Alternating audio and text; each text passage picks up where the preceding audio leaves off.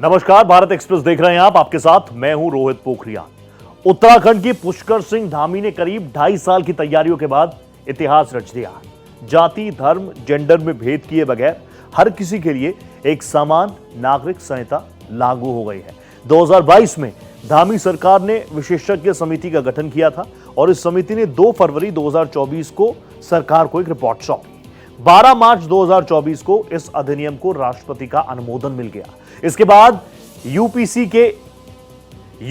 के इंप्लीमेंटेशन के लिए तकनीक बेस्ड व्यवस्थाएं लागू की गई।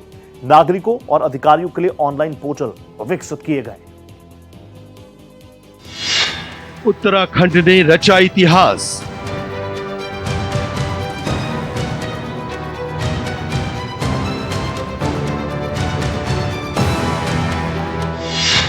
धामी सरकार परीक्षा में पास।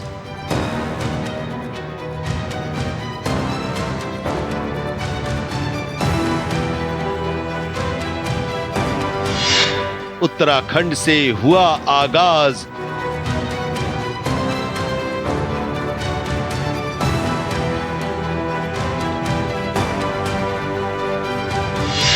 यूसीसी का नया प्रावधान।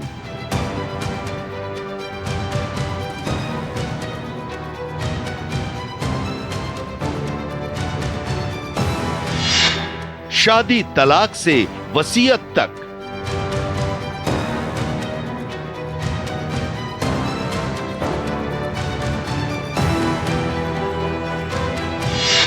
क्या क्या लागू होंगे नियम?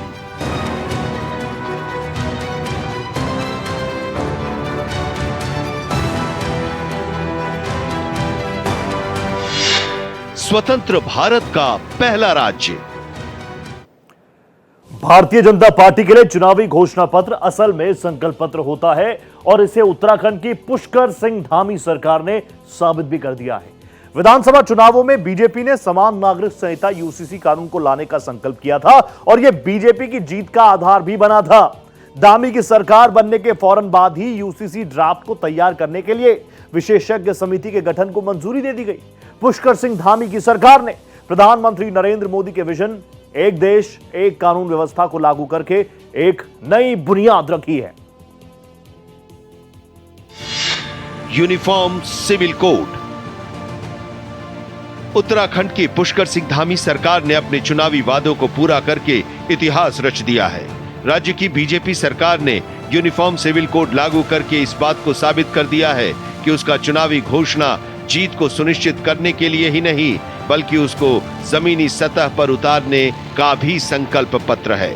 स्वतंत्र भारत के इतिहास में उत्तराखंड पहला ऐसा राज्य बन गया है जहां पर यूनिफॉर्म सिविल कोड लागू हो गया है।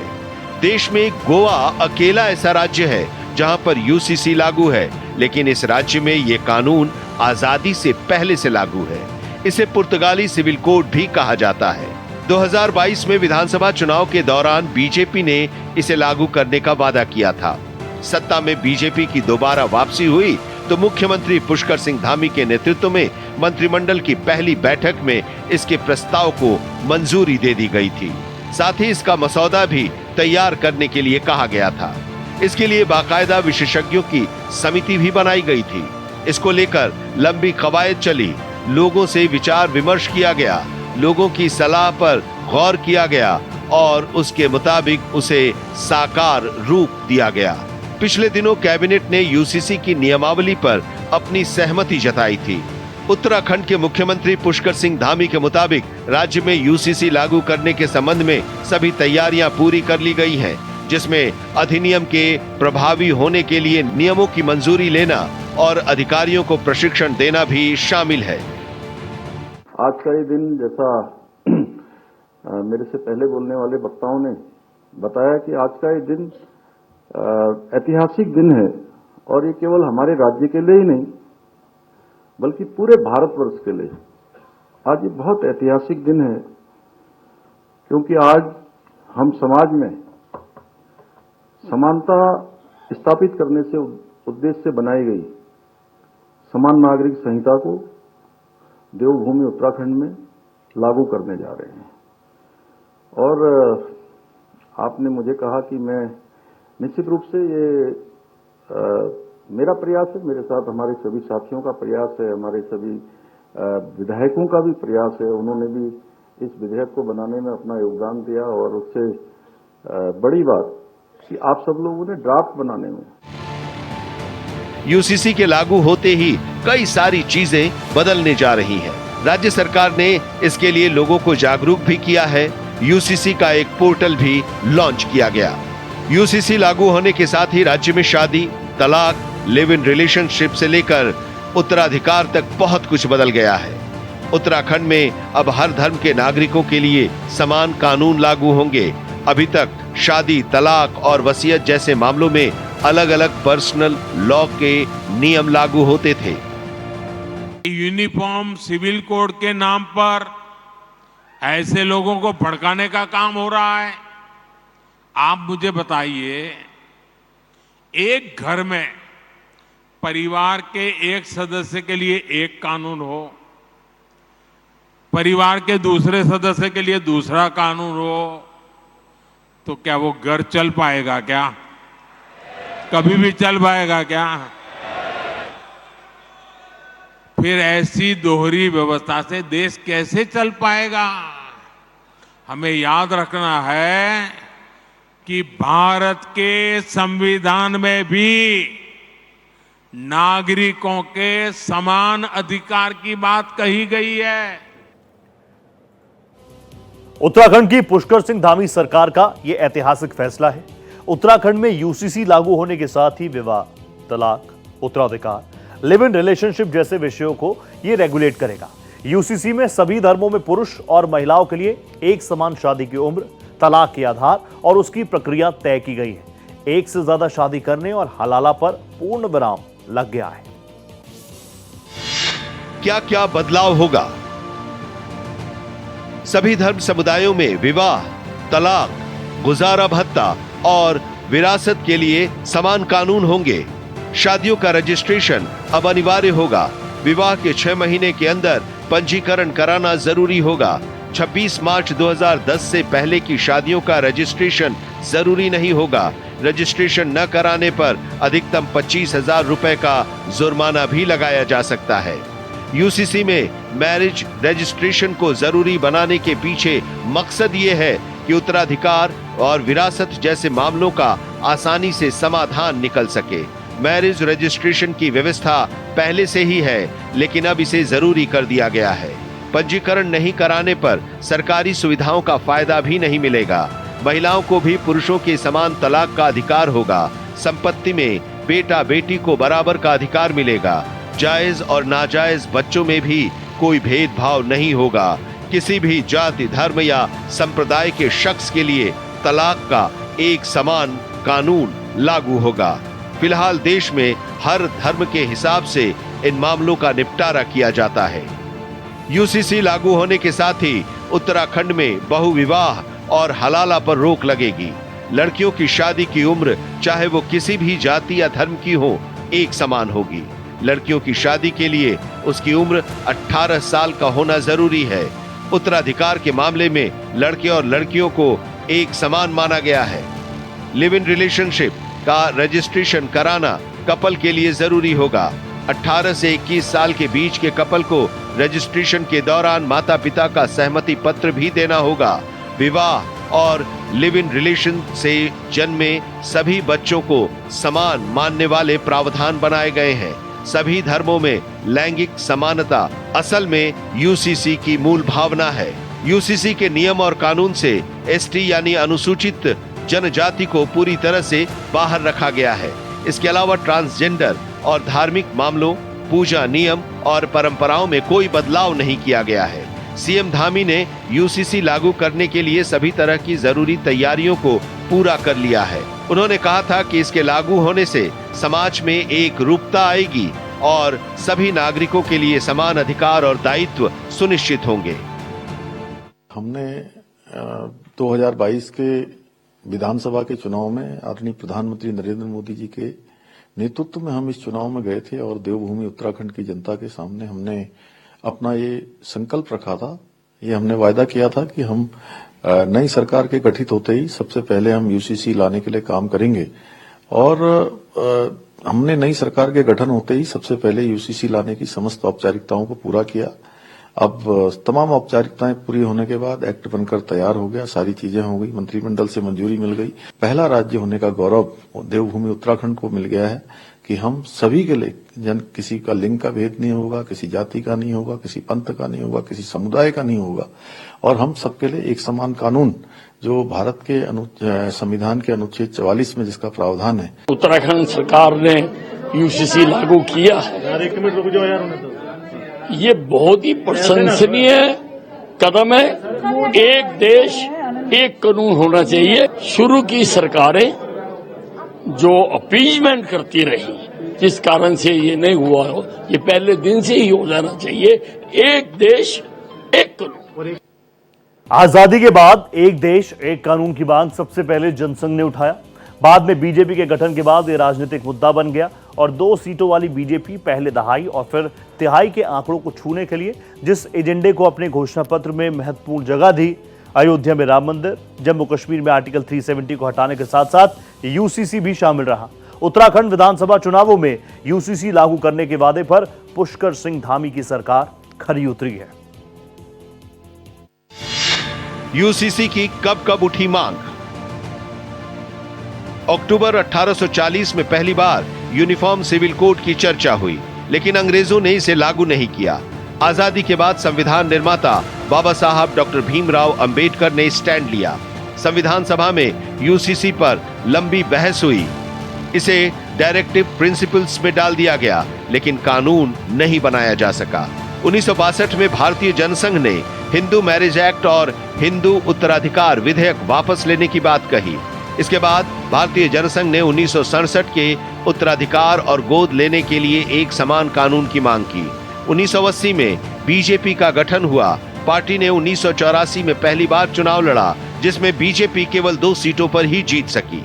1980 के दशक में शाहबानो मामले में सुप्रीम कोर्ट ने अपने अहम फैसले में कहा था कि तलाकशुदा मुस्लिम महिलाओं को गुजारा भत्ता पाने का मौलिक अधिकार है। सुप्रीम कोर्ट के फैसले के बाद यूसीसी पर बहस तेज हो गई। हालांकि फैसले का मुस्लिम समुदायों ने बड़े लेवल पर विरोध किया और तर्क दिया कि ये उनके धार्मिक सिद्धांतों के खिलाफ है। 1989 के लोकसभा चुनाव में बीजेपी ने राम मंदिर और यूसीसी को अपने चुनावी घोषणा पत्र में शामिल किया। पार्टी की लोकसभा में सीटों की संख्या बढ़कर 85 हो गई। 1991 के मध्यावधि चुनाव में भी बीजेपी फायदे में रही और उसकी सीटों की संख्या बढ़कर 100 के पार हो गई। इन लोकसभा चुनाव में बीजेपी ने यूनिफॉर्म सिविल कोड यानी यूसीसी, राम मंदिर और धारा 370 के मुद्दे को जमकर उठाया। ये सभी मुद्दे बीजेपी के चुनावी घोषणा पत्र में शामिल थे, मगर संख्या बल के कारण ये पूरे नहीं हो पाए थे। 2014 के लोकसभा चुनाव में पहली बार बीजेपी प्रचंड बहुमत के साथ सत्ता में आई। नरेंद्र मोदी देश के प्रधानमंत्री बने। मोदी सरकार ने पूरे जोर शोर से अपने चुनावी वादों पर काम करना शुरू किया। अब पीएम मोदी की सरकार यूसीसी लागू करने की दिशा में काम कर रही है। इसी कड़ी में यूसीसी को लागू कर उत्तराखंड ने देश का पहला राज्य बनने का गौरव हासिल किया है। सन 2000 में अस्तित्व में आए उत्तराखंड राज्य में लगातार दूसरी बार जीत दर्ज करने के बाद बीजेपी ने मार्च 2022 में सरकार गठन के तत्काल बाद मंत्रिमंडल की पहली बैठक में ही यूसीसी का मसौदा तैयार करने के लिए विशेषज्ञ समिति के गठन को मंजूरी दे दी थी। केंद्र सरकार भी इस पर काम कर रही है। देश के 22वें विधि आयोग ने 14 जून 2023 को यूसीसी पर सार्वजनिक और धार्मिक संगठनों के अलग अलग पक्षों से 30 दिनों के अंदर अपनी राय देने को कहा था। ये मुद्दा देश भर में फिर से चर्चा के केंद्र में आ गया है। आने वाले समय में कुछ और बीजेपी शासित राज्य इसे लागू कर सकते हैं। जितना सम्मान मुसलमान कानून का करता है, संविधान का करता है, उतना ही सम्मान और उतना ही इज्जत और एहतराम शरीयत के उसूलों का करता है। उत्तराखंड गवर्नमेंट ने यूसीसी को लागू करने का प्रोग्राम बनाया है। ये यूसीसी अगर पूरे उत्तराखंड में लागू होता है, लागू किया जाता है और इसमें कहीं भी उस शरीयत के उसूलों से कहीं कोई टकराव नहीं है और समानता है और कहीं भी कोई मुखालफत नहीं होती है, तो मुसलमान इस यूसीसी को मानेगा, तस्लीम करेगा और उसका एहतराम करेगा। और अगर कहीं कुछ ऐसे वसूल हैं जिन पर मुखालफत हो रही होगी शरीयत की, तो फिर ऐसी कंडीशन में मुसलमान बाध नहीं है और उस पर अमल करने के लिए मजबूर नहीं है। अलग अलग धर्मों के कानूनों का असर न्यायिक प्रणाली पर भी पड़ता है। शादी, तलाक जैसे मुद्दों पर पर्सनल लॉ बोर्ड के तहत ही सुलझाने की व्यवस्था रही है, लेकिन यूसीसी तमाम धर्म के लोगों को एक साथ लाने और बराबरी के स्तर पर सुरक्षा प्रदान करने का कानून है। यूनिफॉर्म सिविल कोड मौजूदा धार्मिक मान्यताओं जैसे हिंदू कोड बिल, शरीयत कानून और दूसरे कानूनों से अलग है। यह कोड उन कानूनों को आसान बनाने और एक समान अधिकारों को दिलाने वाला है। यूसीसी के फायदे। यूसीसी सभी नागरिकों को उनके धर्म, जाति या जेंडर में भेदभाव किए बगैर सबको समान अधिकार देता है। ये सोशल इक्वालिटी को बढ़ावा देता है और डिस्क्रिमिनेशन को खत्म करने में मदद करता है। ये सभी नागरिकों के लिए उनकी धार्मिक या सांस्कृतिक पृष्ठभूमि के बावजूद कानूनों का एक सामान्य सेट बनाकर राष्ट्रीय एकीकरण को बढ़ावा देता है। सांप्रदायिक तनाव को कम करने और अलग अलग समुदायों के बीच एकता और सद्भाव को बढ़ावा देने में मददगार है। भारतीय संविधान में निहित धर्मनिरपेक्षता के सिद्धांत को यूसीसी पुष्ट करता है। व्यक्तिगत कानूनों से धार्मिक विचारों को हटाकर समान सिविल संहिता एक धर्मनिरपेक्ष और इंक्लूसिव समाज को बढ़ावा देता है।